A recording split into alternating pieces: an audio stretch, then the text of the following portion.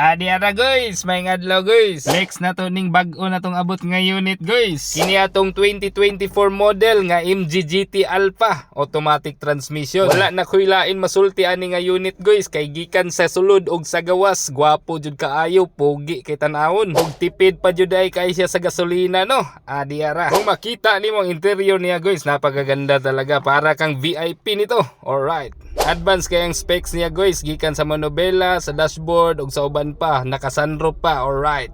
Adi ara. Guys, kung tanawon po nato yung mags no, di pod palupig ka jud ka pugi. Adi ara guys, so gusto ka mo apply anig financing guys, 130 all in down payment, imuha na ni. Adi ara. Pwede pod ninyo i-cash guys sa halagang 695,000. Ang brand new din niya guys is 1,050,000. Adi ara, mupalit ka ani, mura ra kag nakapalit og brand new kay ang iyang Udo 8K pa lang. Adi ara. Ato ni guys, ug i-PM na ko diri sa Jorim Cars Davao. Let's go.